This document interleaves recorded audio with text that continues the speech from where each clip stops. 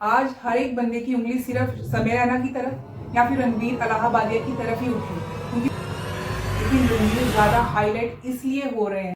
पूरे देश को बात करने के लिए एक नया नाम मिला है, एक नया कारण मिला है, और वो है इंडियाज गॉट लेटेंट। पूरा सोशल मीडिया कंट्रोवर्सी से भर गया है। लोग स्टोरीज लगाकर अपना गुस्सा दिखा रहे हैं, अपने ओपिनियंस रख रहे हैं, लेकिन रूट कॉज की कोई बात नहीं कर रहा, जो कि है डीजनरेटिव कल्चर। सवाल सिर्फ एक शो पे नहीं है, बल्कि सवाल है इस कल्चर पे जो हर जगह फैल रहा है।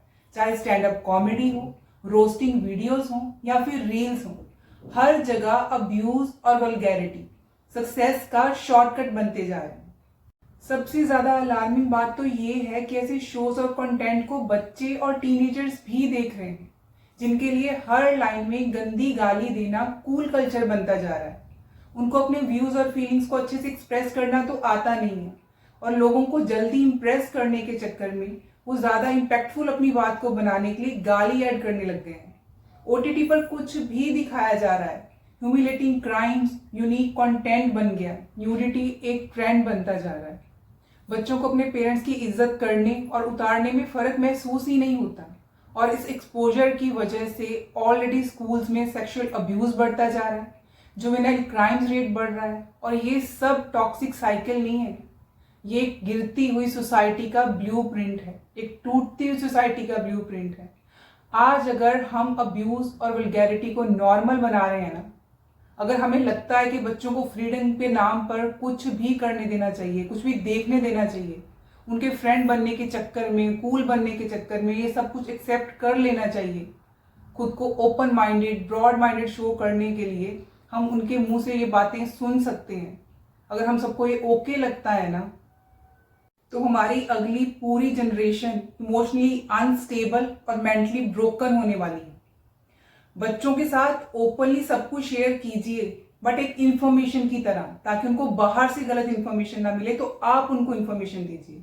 लेकिन इसका मतलब ये नहीं है कि अगर वो कुछ गलत इन्फ्लुएंस से इन्फ्लुएंस हो रहे हैं तो वो भी उनको देखने देना है, गलत चीजों के लिए भी एक्सपोजर देना है। नहीं, इंफॉर्मेशन दीजिए सही तरीके से, लेकिन गलत चीजों से उनको रोकना भी है। ये फिक्र शायद इन इन्फ्लुएंसर्स को नहीं है, लेकिन अगर ये पेरेंट्स होते तो शायद सोचते, बट अभी इनके लिए ये व्यूज और पैसे ही इंपॉर्टेंट है। बट आई थिंक कि अब बहुत हो गया। This is the high time. Responsibility हम सबकी है, कंटेंट क्रिएटर्स की भी है और कंटेंट व्यूअर्स की भी है। कंटेंट क्रिएटर्स को भी ये सोचना है कि वो कैसा कंटेंट लोगों के सामने परोस रहे हैं, क्या बना रहे हैं लोगों के लिए, और जो व्यूअर्स हैं उनको भी ऐसा कंटेंट देखकर कमेंट करके उनको इनकरेज नहीं करना है।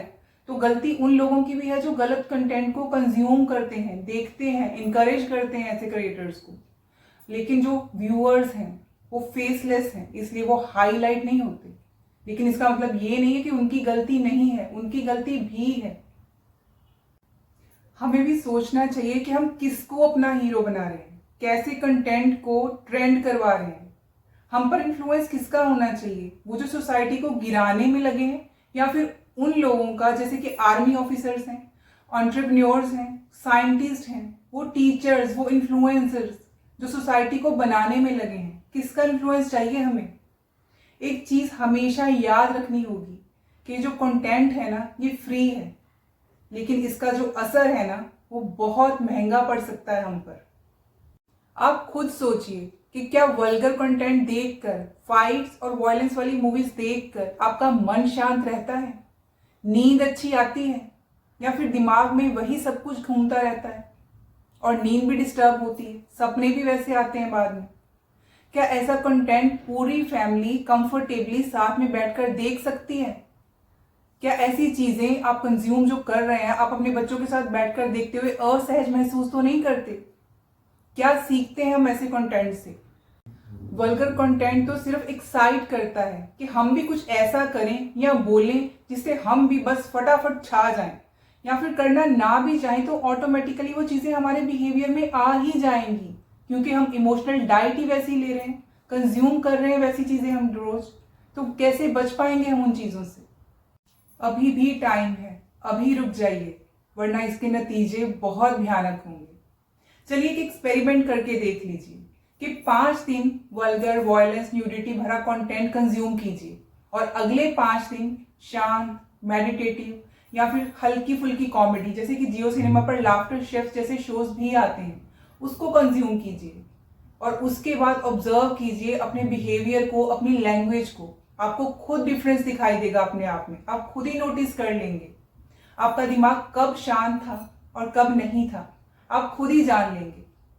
कल पछताने से अच्छा है कि आज ही संभल जाएं, वरना कल जब अपने बच्चों पर असर दिखेगा ना, तो कड़वा घूंट भरने के अलावा कुछ भी नहीं रह जाएगा हमारे पास। ये जो बच्चे हैं ना हमारे, धीरे धीरे डिप्रेशन की तरफ, सुसाइड की तरफ बढ़ते जा रहे हैं।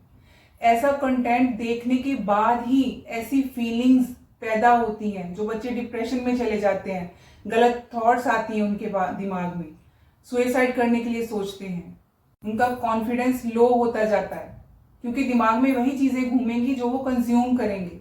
कभी सेटिस्फाई होते ही नहीं वो अपनी आर्ट से, हमेशा उनको और चाहिए, चाहे वो मटीरियलिस्टिक चीजें हों या फिर कोई और चीज। वो कभी सेटिस्फाइड नहीं दिखते आजकल के बच्चे। उनको जल्दी जल्दी शॉर्टकट से दूसरों को इंप्रेस करना है, अट्रैक्ट करना है सबका ध्यान अपनी तरफ, फटाफट पॉपुलर होना है दूसरे इन्फ्लुएंसर्स की तरह। और इन्हीं चीजों की वजह से वो गलत लैंग्वेज यूज करते हैं, ताकि फटाफट अपने बात कुछ ऐसा बोल दें, ऐसा कर दें कि सबकी नजरों में आ जाए। उनमें इतनी पेशेंस ही नहीं बच रही है कि वो अपनी नॉलेज से, धीरे धीरे अपने हार्डवर्क से कुछ ऐसा करके दिखाएं, अपनी पहचान बनाएं। उनको हर चीज में शॉर्टकट चाहिए। और वो कहां से सीख रहे हैं सब कुछ? गलत कंटेंट कंज्यूम करके। आज हर एक बंदे की उंगली सिर्फ समय रैना की तरफ या फिर रणवीर अलाहाबादिया की तरफ ही उठ रही है, क्योंकि वो नजरों में आ गए हैं, उनकी गलती सबको दिख रही है। मेरी एक नोन फ्रेंड ने मुझे एक फैमिली गैदरिंग में कहा कि मैं तो वेट करती हूँ कि कब समय रैना का अगला शो आए, अगला एपिसोड आए और मैं फटाफट देख लूं। लोग सब्सक्रिप्शंस खरीद कर उनका शो देख रहे हैं, तो क्या देखने वालों की गलती नहीं है? जब मेरी फ्रेंड ने मुझे बोला ना कि वो वेट करती है समय रैना के शो की, I was shocked and had sympathy for her. मेरे को तरस आ रहा था उसके ऊपर, उसकी सोच के ऊपर, कि वो कैसा कंटेंट कंज्यूम कर रही है और अपने बच्चों को भी साथ में बिठाकर दिखा रही है। या फिर जब वो खुद देखती है तो क्या कुछ लाइनें उसके बच्चों के कानों तक नहीं पहुंचती हैं? क्या वो थॉट्स उसके दिमाग में नहीं जाती हैं? क्या खाना बनाते हुए वो थॉट्स उसी खाने में डालकर अपने बच्चों को नहीं परोस देती है इनडायरेक्टली? क्यों नहीं सोचते हम ये सब कुछ? क्या सोच बन रही है हमारी? क्या एंजॉय कर रहे हैं हम? TRS मेरा फेवरेट पॉडकास्ट था। रणवीर के मुंह से ऐसी बातें सुनना was really heart breaking for me also. लेकिन रणवीर ज्यादा हाईलाइट इसलिए हो रहे हैं कि उनका करेक्टर हमारे सामने एक सफेद चादर की तरह था, बिल्कुल वाइट, जिस पर कोई दाग नहीं, जो स्पिरिचुअलिटी की बातें करते थे। और सफेद रंग के कपड़े पर काला दाग ज्यादा हाईलाइट होता है, इसलिए सब सिर्फ रणवीर की गलती ही निकाल रहे हैं। लेकिन दूसरों के ऊपर उंगली उठाने से कुछ नहीं होने वाला। जब दूसरे पे उंगली उठाते हैं ना, तो ये 4 उंगलियां अपनी तरफ भी होती हैं। क्या हमारी कोई रिस्पॉन्सिबिलिटी नहीं है? हम खुद की रिस्पॉन्सिबिलिटी क्यों नहीं लेते?